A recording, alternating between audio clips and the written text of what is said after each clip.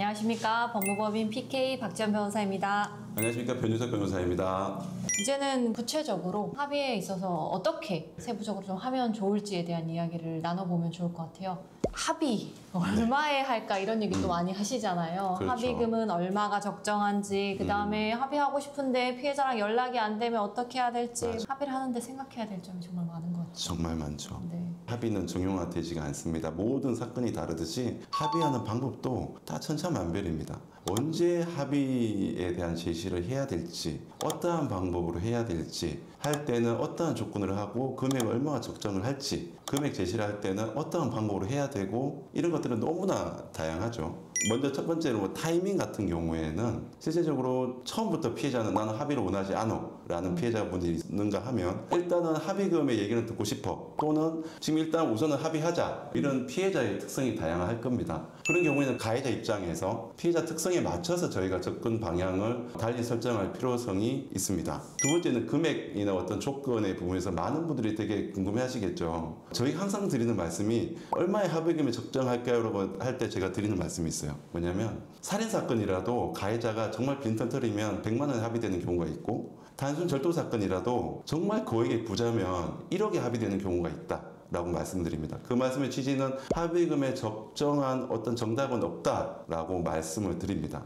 그럼에도 불구하고 의뢰인은 궁금할 겁니다. 적정한 합의금이 얼마일까요? 라고 할 때 관행적으로 정해진 합의금이 변호사들 세계에서는 정해져 있죠. 네, 어느 정도의 룰이라고 하기는 조금 어려운데 통용되는 금액 정도는 조금 그쵸. 기준점이 있는 것 같고요. 그런 거는 뭐 민사상 인정되는 손해가 기준이 되기도 하고, 그 다음에 맞아요. 신체적 손해라고 한다면은 주수 같은 것이 기준이 될 테고, 그 다음에 정신적 손해라고 한다면은 범죄의 특성 이런 맞아요. 것들이 기준이 되겠죠. 근데 가해자로서 합의할 때랑 피해자로서 합의할 때도 굉장히 다르게 봐야 되는 관점이 있는 것 같아요. 다르죠. 제가 많이 봤을 다르죠. 때는 가해자로 합의를 할 때는 말씀하신 것처럼 너무 돈에 집중하기보다는 진정어린 사과를 먼저 하고 피해자에게 다가가는 것이 너무 중요하고, 오히려 피해자로서 합의할 때는 합의를 하기로 결심했다면 너무 감정을 섞기보다는 그러니까 합리적으로 내가 이 합의를 통해서 얻을 수 있는 것이 무엇인지를 좀 생각하는 그런 것이 좀 필요할 것 같아요. 그리고 이 가해자, 피해자 입장에서 나에게 적정한 합의금은 얼마일까? 라는 부분에 대해서 많이 고민을 하고 변호사한테 많이 물어보시죠. 처음부터 금액을 제시해서 그래요, 이 금액에 합의합시다, 이렇게 가해자하고 피해자가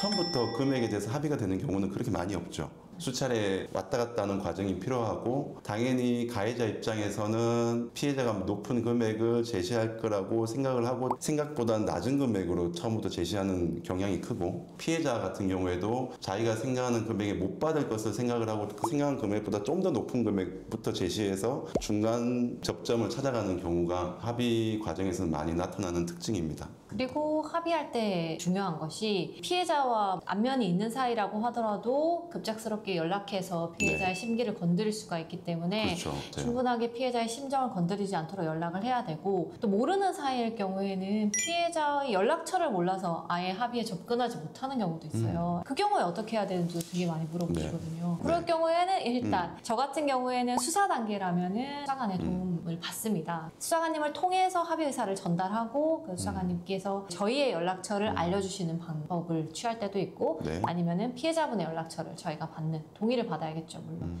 그런 방법을 취할 때도 있습니다. 검찰 단계에서도 검사님이나 수사관님을 통해서 이렇게 진행을 하기도 하지만, 검찰에는 또 형사조정 제도가 있잖아요. 그래서 저희가 형사조정 제도를 신청을 하게 되면 검사님께서 피해자의 동의를 받아서 형사조정에 회부하게 되고, 과정을 통해서 또 합의를 이끌어내기도 합니다. 그럼 재판 단계에서는 피해자 연락처 물으면 어떻게 할까요? 피해자의 연락처에 대해서 열람 등사를 신청하게 되죠. 저희 같은 경우에는 재판부에서 피해자의 연락처를 전해줘도 되는지에 대한 동의를 받아서 전달을 해주기도 하고, 또 피해자의 그 합의 의사라든지 이런 것을 양형조사를 신청을 해서 또 확인하는 방법도 있습니다. 오늘 대략적으로 합의에 관련된 얘기는 나눠봤는 것 같고요. 네. 또 추가적으로 합의에 관련해가지고 여러 많은 이슈들이 있고, 거기에 대해서 많이 궁금해할 부분들은 정말 많을 것 같습니다. 거기에 대해서 댓글 남겨주시면 적극적으로 저희가 답변해 드리겠습니다. 마지막으로 드리고 싶은 말씀은, 일단 피해자가 있는 사건이고 잘못한 것이 있으면 적극적으로 합의를 위해 노력하는 것이 조건 양형과 그 미래를 위해서 도움된다는 점 꼭 말씀드리고 싶습니다. 그러면 오늘 영상은 여기까지 하겠습니다. 감사합니다. 고맙습니다.